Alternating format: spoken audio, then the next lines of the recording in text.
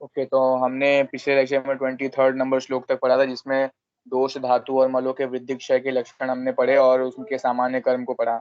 आज हम श्लोक नंबर 24 से स्टार्ट करते हैं। तो श्लोक कुछ इस प्रकार है। दोषादीनाम यथा स्वं च विद्या वृद्धि वृद्धिक्षयो क्षयेण विपरीतानां गुणानां वर्धनेन च वृद्धि मलानां संगात् च क्षयं च अति विसर्गतः। तो इसमें बताया दोष और आदि, दोष मल और धातु, इन सब चीजों की क्षय और वृद्धि कैसे होती है। दोष मतलब दोष मैं बोल रहा हूँ, इसमें सारे दोष धातु और मल तीनों का जिक्र करेंगे हम लोग। ये अपने गुणों के विपरीत गुण यानी कि ऑपोजिट गुण, जब वो बढ़ेगा तो ये लोग कम हो जाएंगे, और जब इनके जैसे सामान्य गुण जब बढ़ेंगे तो इनकी भी वृद्धि होगी। तो इस प्रकार में जब जब मल भी एकत्रित होंगे तो मलों की वृद्धि होगी, और जब वो बाहर निकलेंगे तो उनका क्षय कहलाएगा। तो ये इस श्लोक में सिर्फ इतना ही बताया था। मलुचित्वा देहस्य पीड़नः। इस श्लोक में हमें ये बताया गया है कि मलों के क्षय से हमें ज्यादा तकलीफ होती है, क्योंकि मल हमेशा हमारे बॉडी में रहते हैं, और जब कोई चीज अगर हमें हमेशा हमारे बॉडी में रहेगी तो वो थोड़ी कम तकलीफ दे होगी। अगर उसका एम्प्टीनेस हो जाए वहां से तो ज्यादा तकलीफ दे होती है। जैसे हमारे घर में जब मेहमान आ जाते हैं तो हमें थोड़ा सा हैप्पीनेस फील होता है, बट जैसे ही वो हमारा घर खाली होता है एक 1 मंथ बाद 2 मंथ बाद, तो ऐसा एक एम्प्टीनेस फील होने लगता है। तो हम उससे इसको रिलेट कर सकते हैं। तो दोषों की वृद्धि हमारे बॉडी के लिए साथ में है, बट उनका क्षय हमारे लिए अत्यधिक वेदना कारक होता है। तो यहाँ तक हमें बस इतना देखा। इसके आगे जो श्लोक हैं 26, 27, 28, 29, ये चारों श्लोक आश्रय आश्रय संबंध के ऊपर बताया गया है। मैं रीड करता हूँ इसको। तत्रास्थनि स्थितो वायु पित्तम तु स्वेद रक्तयोः श्लेष्मा शेषेषु तेनैषाम् आश्रय आश्रयिणामिथः यदेकस्य तदस्य वदन शपनौषधम् अस्ति मारुतयोर्नेवं प्रायो वृद्धिः तर्पणात् श्लेष्मणा अनुगता तस्मात् संशय द्विपर्ययात् वायुना अनुगतो तस्मात् वृद्धिक्षय समुद्भवान् विकारान् साधये शीघ्रं क्रमाद्लंघं गृहणैः। तो इसमें सबसे पहले दोषों के स्थान बताए गए हैं, उसके बाद आश्रय और आश्रय के संबंध के बारे में बताया गया। तो हम एक एक करके देखते हैं। तो सबसे पहले इसमें बताया गया है वात धातु का, जो कि अस्थियों में प्रेजेंट होता है, और पित्त धातु बोलना सॉरी में वात दोष वायु, जो कि अस्थियों में स्थित होता है। फिर पित्त दोष वो जो कि रक्त और स्वेद में स्थित रहता है। और शेष बाकी जितनी भी जगह होती हैं, जैसे रस मांस मेद मज्जा और शुक्र, इन सब चीजों में कफ दोष रहता है। अतः इन वात पित्त और कफ, इनके जो आश्रय और आश्रय, जैसे अगर हमने आश्रय को बढ़ाया तो आश्रय भी बढ़ेगा, और जैसे वात दोष अगर बढ़ा तो उसका आश्रय नहीं। ये एक्सेप्शन वाला केस था। हम पित्त को देखते हैं। यदि रक्त बढ़ा तो पित्त दोष भी बढ़ेगा, और अगर पित्त कम हुआ तो रक्त भी कम होगा। तो ये होगा इनका आश्रय और आश्रय संबंध। तो कफ के साथ भी सेम होता है। यदि हम कफ का संतर्पण करते हैं यानी कि उसको ब्रूहण देके बढ़ाते हैं, तो उसके जितने भी आश्रय स्थान होंगे, रस मांस मेद मज्जा शुक्र, वो सारे के सारे बढ़ेंगे। यदि कफ कम हुआ तो ये सारे के सारे कम होंगे। और सेम इसका उल्टा भी होता है। अगर रस मांस मेद मज्जा और शुक्र बढ़े तो कफ भी बढ़ेगा, अगर ये लोग कम हुए तो वो भी कम होगा। बट वात दोष में ऐसा नहीं है। वात दोष क्या विपर्य शो करता है। यदि हमने अस्थि धातु को ब्रूहण दिया तो, और अस्थि धातु अगर बढ़ गई तो फिर तेज कम हो गया। और वात दोष आकाश और वायु महाभूत से बना है। आकाश मतलब होता है एम्प्टीनेस। अगर हड्डियां बढ़ गई तो एम्प्टीनेस तो कम हो गया उनका, उनकी वृद्धि होने से इसका एम्प्टीनेस कम, तो वात दोष कम। तो ये एक्सेप्शन शो करता है कि अगर इसकी वृद्धि हुई तो उसका क्षय होगा, और अगर वात दोष का क्षय हुआ तो वो अस्थि धातु की वृद्धि हो जाएगी। तो इन सब में सिर्फ इतना बताया गया है इन सारे के सारे श्लोकों में। एक बार मैं रीड कर देता हूँ जो भी लिखा है। वायु वस्तु में स्थित रहता है, पित्त रक्त स्वेद आदि स्थित में स्थित रहता है, कफ शेष रस मांस मेद मज्जा और शुक्र में स्थित रहता है। अतः इन वात आदि आश्रय और रस रक्त आदि आश्रय दोनों को घटाने और बढ़ाने वाला एक ही कर्म होता है। अर्थात जिन कारणों से रक्त बढ़ेगा उन्हीं से पित्त की भी वृद्धि होगी, जिनसे पित्त की वृद्धि होगी उन्हीं कर्मों से रक्त की भी वृद्धि होगी। ये वही बता रहे हैं आश्रय और आश्रय संबंध। यदि आश्रय को बढ़ाया तो आश्रय भी बढ़ेगा।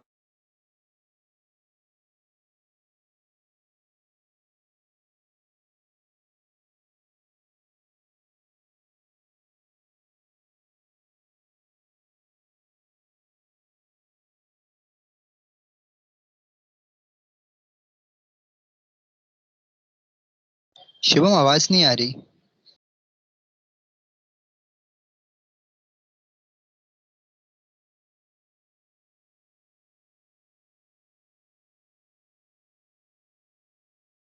सॉरी फॉर मैं नेटवर्क इश्यू हो गया थोड़ा सा। तो यहाँ तक हमने पढ़ा, बट ये जो नियम अभी हमने पढ़ा वात दोष के साथ लागू नहीं होता, क्योंकि अगर अस्थियों की वृद्धि होगी तो वात का तो क्षय हो जाएगा, क्योंकि उसमें लूमेन कम हो जाएगा। और अगर लूमेन कम हुआ तो वात क्षय, अगर अगर लूमेन बढ़ा तो अस्थि क्षय और वात वृद्धि, तो ये कॉन्ट्राडिक्ट करेगा एक दूसरे को। इसके आगे लिखा है, क्योंकि सभी प्रकार की वृद्धि अति संतर्पण से होती है और वृद्धि का कार्य श्लेष्मा के अनुसार होता है, तो वृद्धि के विपरीत क्षय का कार्य वायु के द्वारा होता है। अतः शरीर में दोषों की अगर वृद्धि और क्षय उत्पन्न रोगों से क्रमशः लंघन और भ्रूण के द्वारा की जाती है। अगर क्षय हो गया किसी चीज का तो हम भ्रूण देते हैं, और किसी चीज की वृद्धि हो गई तो हम उसे लंघन देते हैं। बट बात के केस में ये अलग है, इसमें सिर्फ ये बताया गया है। इसके आगे हम 29 नंबर श्लोक कंटिन्यू करें। वायु और अन्यत्र तजांस्तु तैर तैरवे उत्क्रम योजित ही। वाद को छोड़कर शेष अवस्थाओं में, खाली वाद दोष हमारा एक्सेप्शन है ना, तो बाकी पित्त और कफ इन दोनों के जो आश्रय आश्रय स्थान है, रक्त स्वेद रस मांस मेद मज्जा शुक्र, इन सब में ये फॉलो होता है। यदि अपतर्पण जन्य लंघन जन्य, मतलब लंघन की वजह से जो रोग उत्पन्न हुए हैं, जैसे सिम्टम्स दिखाई देंगे, तो उस केस में हम लोगों को ब्रूहण देंगे, संतर्पण देंगे। यदि अगर संतर्पण जन्य यानी कि ब्रूहण की वजह से रोग उत्पन्न हुए तो हम उस केस में लंघन देंगे। बट खाली ये हमें ध्यान देना है कि वात जो अगर वात के लक्षण दिखाई दे तो हमें फिर ये अप्लाई नहीं होता उस चीज पे। अगर वात की वृद्धि हो गई है तो हम उसको ब्रूहण देंगे ताकि जिसके उसका क्षय हो जाए, और अगर वात का क्षय हो गया है तो हम उसे लंघन कराएंगे जिससे कि उसकी वृद्धि हो जाए। तो ये समझना थोड़ा सा, ये कॉन्सेप्ट थोड़ा सा खाली एक्सेप्शनल है, तो इसमें बस ध्यान देना है। ये समझा सबको? कंटिन्यू करूँ आगे? हाँ। ठीक है। तो आगे जो भी धातुओं के वृद्धि क्षय हैं उसके लक्षण और चिकित्सा के बारे में बताया गया है 30, 31, 32, 33 नंबर के श्लोक में। विशेषाद रक्त वृद्धि उत्थान रक्त अश्रुति विरेचन ही मांस वृद्धि भवान रोगान शस्त्र शार अग्निकर्म भी स्थौल्य कार्य उपचारेण मेधोजान स्थि संक्षयात जातान क्षीर घृत स्तिक्त संयुतैर्बस्ति भिस्ततः वृद्धि जानती सार क्रियया विट क्षयोद्भवान मेषजा मध्य कुलमाश यव माश द्वयादिभिः वृद्धि क्षयोत्थांश्च मेह कृच्छ्री चिकित्सया व्यायाम व्यंजन स्वेद मध्य ही स्वेद क्षयोद्भवान। तो ये सारे के सारे इसमें धातु और मल हमने कंसिडर किए हैं, जिसकी चिकित्सा भी हम बताएंगे। धातु और मलों के वृद्धि की चिकित्सा इसमें सिर्फ बताई गई है। विशेष रूप से रक्त वृद्धि से उत्पन्न रोगों में हम रक्त मोक्षण के द्वारा रक्त को निकाल देते हैं, जिससे वापस रक्त की साइकिल होती है। तो रक्त वृद्धि की चिकित्सा यही बताएगी, रक्त मोक्षण जो वन ऑफ द पंचकर्मा का टाइप है हमारे। और रक्त को शुद्ध करने के लिए हम विरेचन से भी रोग को शांत कर सकते हैं। तो ऐसे दो बताए गए हैं रक्त की वृद्धि के लिए, विरेचन और रक्त मोक्षण। सेकंड आता है मांस की वृद्धि होने पर क्या करते हैं। शस्त्र क्षार कर्म या अग्नि कर्म के द्वारा रोग को शांत किया जाता है। याद है हमें तारक सर ने एक बार लेक्चर में बताया था, अगर हमें कभी मसल में पेन होता है तो उसमें जो नर्व सप्लाई होती है उसमें हम शलाका यानी कि रॉड को गर्म करके चटका देते हैं अपने नर्व्स पे। तो इसमें वही बताया गया है अग्निकर्म को। उसके बाद मेद की वृद्धि अगर उत्पन्न हो, मेद की वृद्धि से उत्पन्न रोगों में मेद की अगर वृद्धि हो गई तो हम तो देखते हैं मेद की वृद्धि मतलब ओबेसिटी ही है। तो स्थूल होगा तो हम उसे अपतर्पण देंगे, लंघन देंगे। स्थौल्य और कार्य कर्म के द्वारा चिकित्सा करने चाहिए। यह यदि रोगी कृश है तो उसे संतर्पण यानी कि ग्रहण देंगे, और यदि स्थूल है तो उसे अपतर्पण यानी कि लंघन के द्वारा चिकित्सा करेंगे। अब हम आते हैं अस्थि क्षय। यदि बोन्स का क्षय हो गया तो तिक्त रस से द्रव्यों से सिद्ध क्षीर घृत और वस्ती के द्वारा चिकित्सा करनी चाहिए। तिक्त रस इससे हमें कंसिडर कर सकते हैं, जैसे कि हमने 5th चैप्टर में पढ़ा था थोड़ा बहुत। स्टार्टिंग के जो 3 होते हैं वो वात का क्षय करते हैं, तो ये वात की वृद्धि कर सकता है। तो और वात की वृद्धि एक बार अस्थि से रिलेट कर सकते हैं हम लोग। और बाकी क्षीर घृत, तिक्त रस वाले क्षीर घृत के द्वारा वस्ती करनी होती है हमें, वस्ती चिकित्सा यानी पंचकर्मा देना है हमें अस्थि क्षय में। उसके बाद मल की वृद्धि से उत्पन्न रोग, यदि मल की वृद्धि हो गई तो अतिसार के समान चिकित्सा करनी चाहिए। मतलब जैसे हमें लूज मोशन हो गया है वैसे चिकित्सा, यानी कि हम इसको भी मेडिकेटेड लूज मोशन हम करवाते हैं, जिसको हम विरेचन कहते हैं। उसके बाद मल के क्षय में उत्पन्न रोगों में क्या करते हैं। मल का अगर क्षय हो गया तो बकरी भेड़ के मांस, कुल मांस जिसे हम मूंग भी कहते हैं, फिर जौ, उड़द, राजमांस, ये सब हमें खिलाना चाहिए पेशेंट को, ताकि मल का जो क्षय हुआ है वो वापस बढ़ जाएगा। उसके बाद हम मूत्र वृद्धि के चिकित्सा पर आते हैं।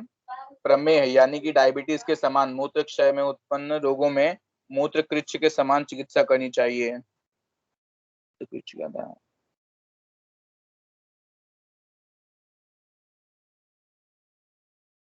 ये वाला थोड़ा अभी कंफ्यूजिंग है, ये वाला मैं आपको नेक्स्ट टाइम बता दूंगा।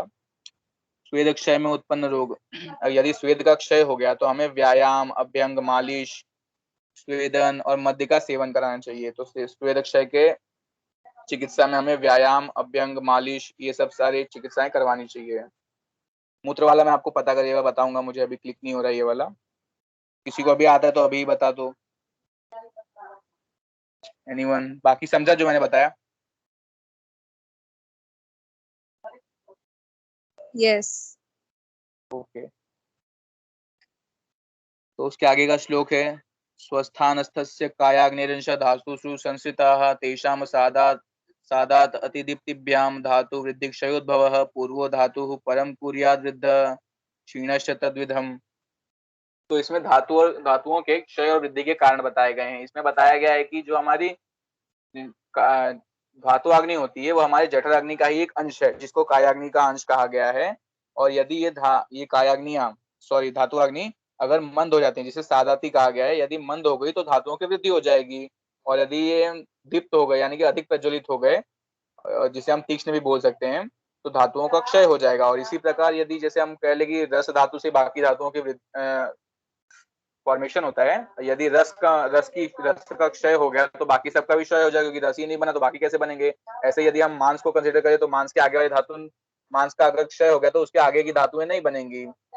यदि मांस की वृद्धि हो तो आगे की भी धातुओं की वृद्धि हो जाएगी कंसिडरेबली। तो इसमें सिर्फ ये बताया गया है।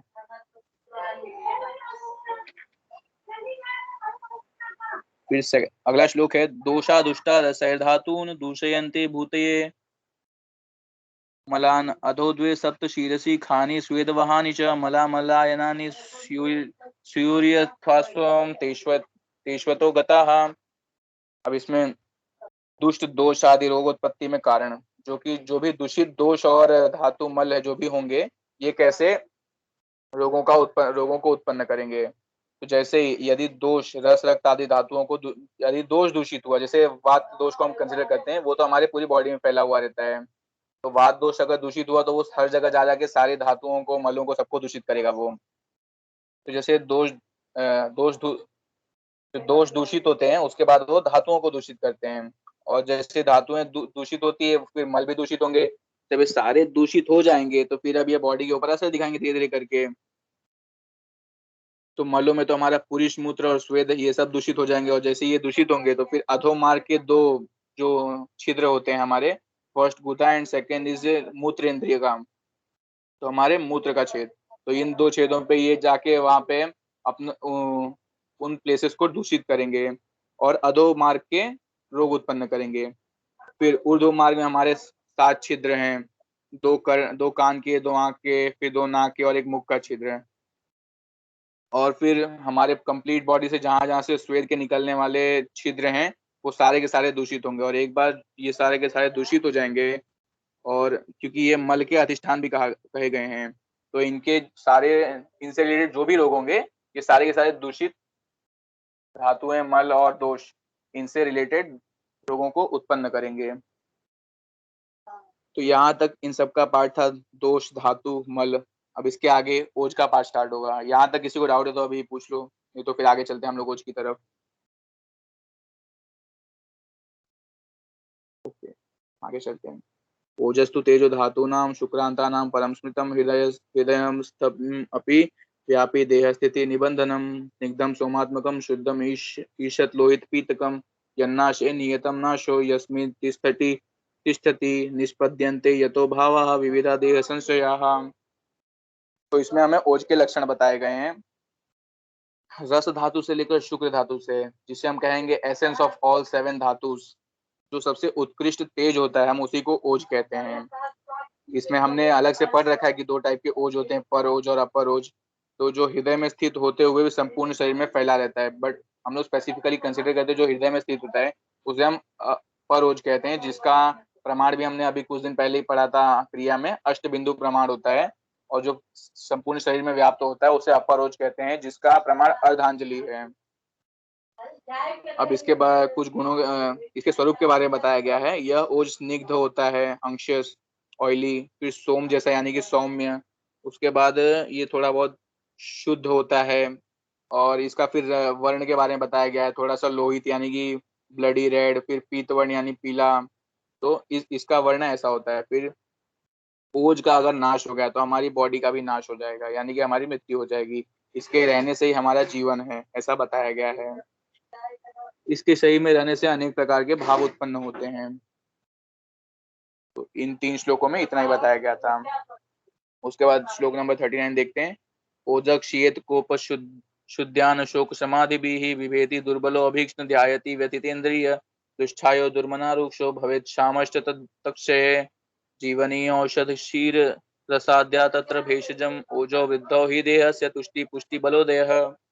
इसमें ओज क्षय के कारण बताए गए हैं। क्रोध में होना यानी गुस्सा आना, अत्यधिक भूख, ज्यादा खाना, भूख लगना, ध्यान में हमेशा लगे रहना, शोक में रहना, ज्यादा थकान वाले काम करना, इन सब के कारण ओज का क्षय होता है। और एक बार ओज का क्षय हो गया तो उसके बाद क्या सिम्टम्स आएंगे आगे के श्लोक में ये बताया गया है। जैसे ओज का क्षय होता है, इससे विभेति यानी कि मनुष्य डरता है, दुर्बल हो जाता है, रात दिन सोचता रहता है। जैसे हम ओवर थिंकिंग करते हैं तो हम इसको कंसिडर कर सकते हैं हमारे ओज के क्षय के लिए।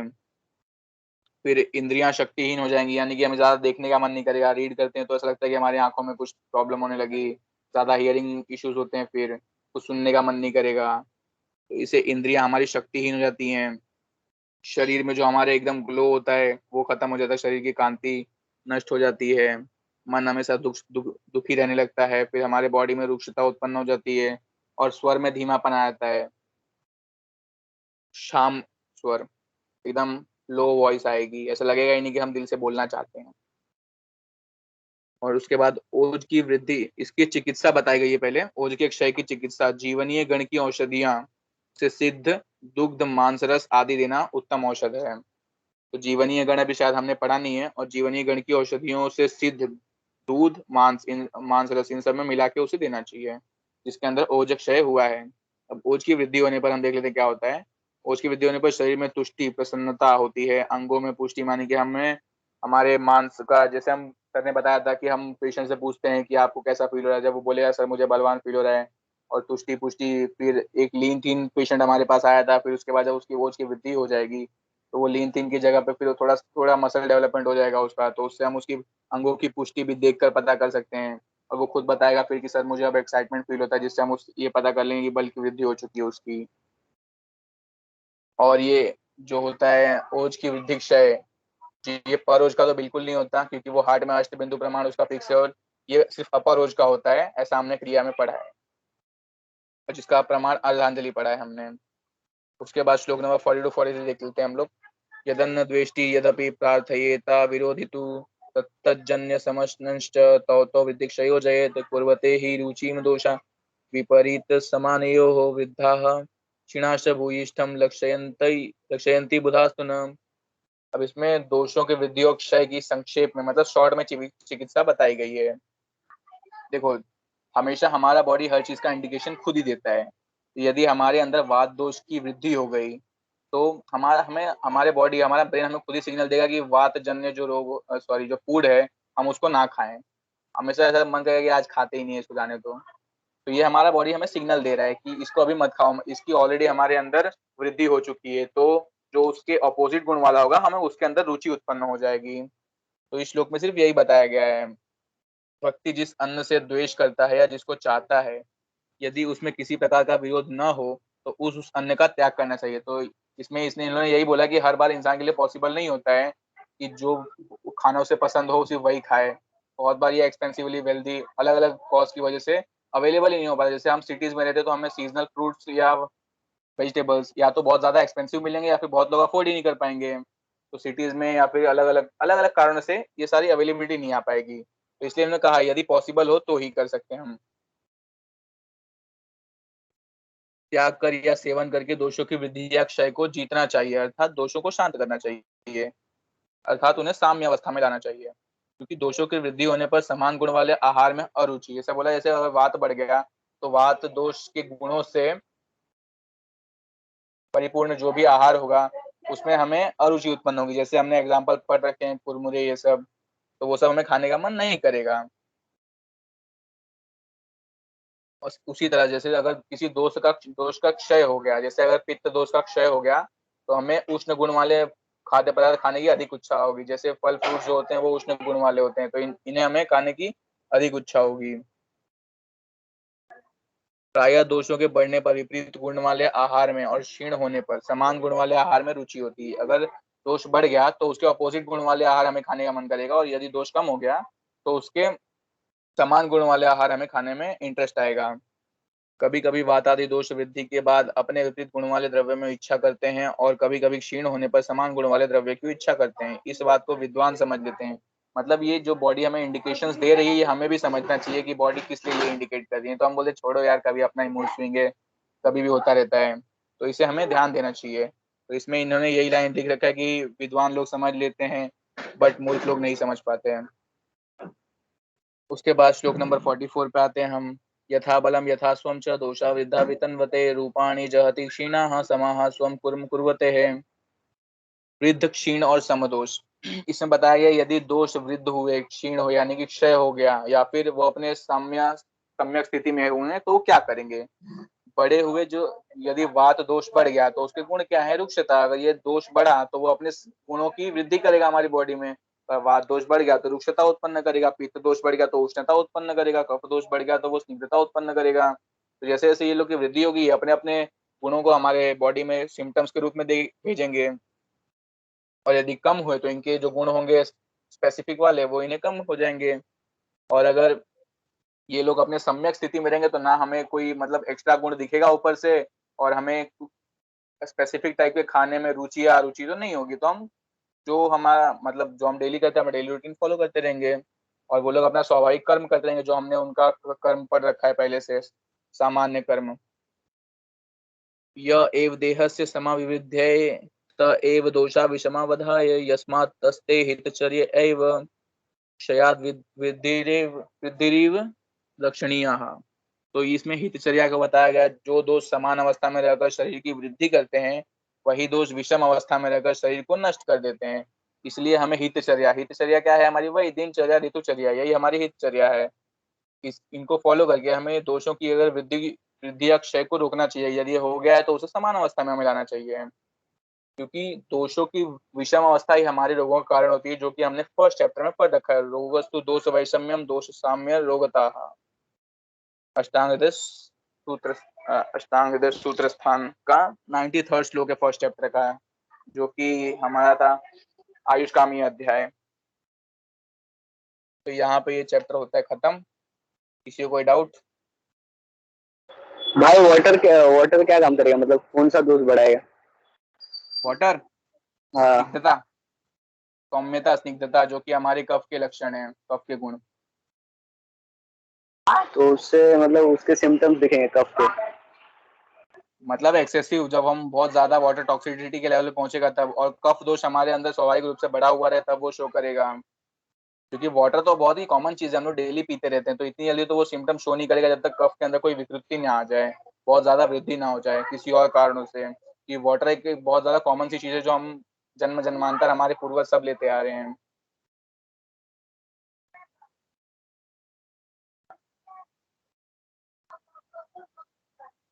हेलो।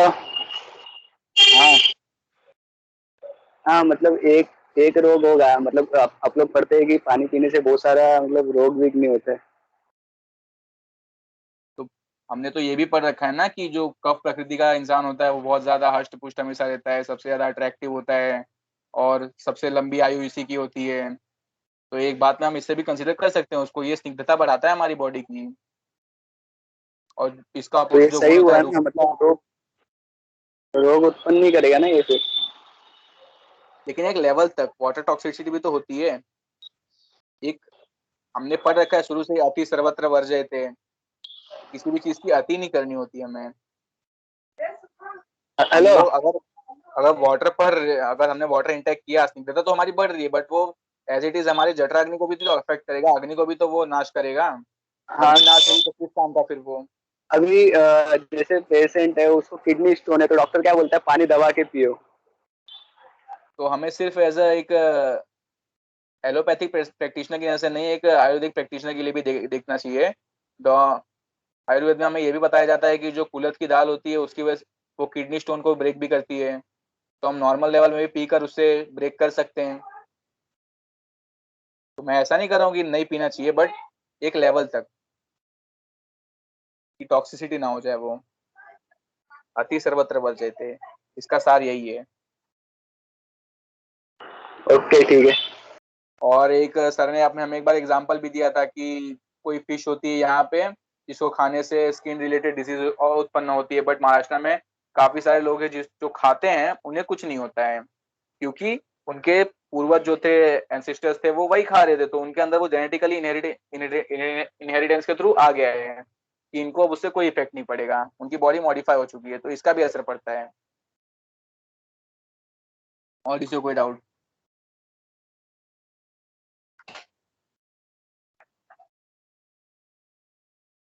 तो चलिए, आप लोगों के मैंने आधे घंटे सेव कर दिए हैं, चैनल कंप्लीट कीजिए आप सब लोग। Thank you for the patient listening. Topic नहीं समझा था ना, जो भी टॉपिक तुम बोल रहे थे कि नहीं समझ रहा है मूत्र का। श्लोक नंबर 33, मूत्र विदिक क्षयोत्थांशम में कृच्छ्री चिकित्सया। दिशा आता है तो एक्सप्लेन कर दो। हाँ, एक मिनट।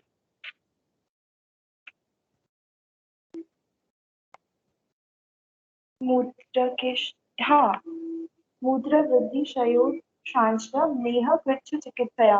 मतलब अगर मूत्र की वृद्धि हुई है तो फिर हम लोग जैसे डायबिटीज वाला ट्रीटमेंट करते हैं ना, वैसा उसका मीनिंग है, डायबिटीज वाला जो ट्रीटमेंट है ना, वो वाला ट्रीटमेंट हम लोग फॉलो करेंगे। जब मूत्र की वृद्धि होगी तो, और जब मूत्र का क्षय होगा तब हम लोग वो डाइस यूरिया होता है ना, जिसमें एकदम पेनफुल यूरिनेशन होता है, उसमें जो हम लोग ट्रीटमेंट देंगे, वो ट्रीटमेंट मूत्र के क्षय के टाइम देंगे। बस इतना ही है। ओके, मुझे ये मेरे को लगा और भी कुछ होगा, मैं सोचा बता दो डायबिटीज में क्या करते हैं, वो नहीं पता था मुझे, डायबिटीज ही पता करना था मुझे, डायबिटीज में कौन सी चिकित्सा करते हैं। चलो फिर हो गया ये चैप्टर आज खत्म ऑफिशियली।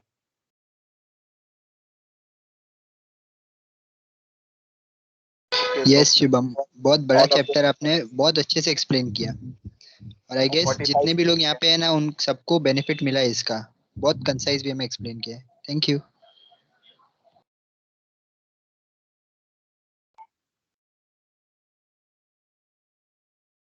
सबको एटलीस्ट माइक ऑन करके एक बार थैंक्स बोलना चाहिए। कहा क्या शुभम? थैंक यू शुभम भैया।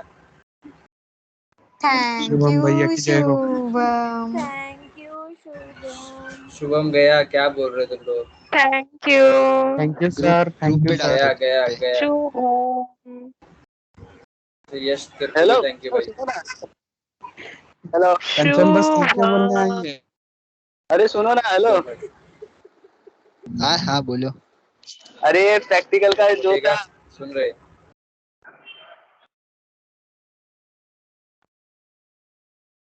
हेलो। अरे आराम से आराम से। अरे वो प्रैक्टिकल का था ना, उसमें मतलब आप लोग मसल्स में कैसा नर्व सप्लाई लिखे है ना। हेलो। हाँ हाँ हाँ, सर टेबल हाँ टेबल हाँ, में ना हेलो उसका हेलो हेलो। सीनियर वाले का, तो उसमें वैसे लिखने का है। हाँ तो ये बोन्स के मतलब बोन्स के रिलेशन में अपना मसल्स भी आता है, तो मसल्स में नहीं लिखना है ना। सब लिख, तो जैसा सीनियर लिखा है वैसा लिख दे। वही छापू ना। हाँ वही। बस हाँ फिर। वही हाँ छाप। वही छाप दे। बस बस अब टेंशन नहीं।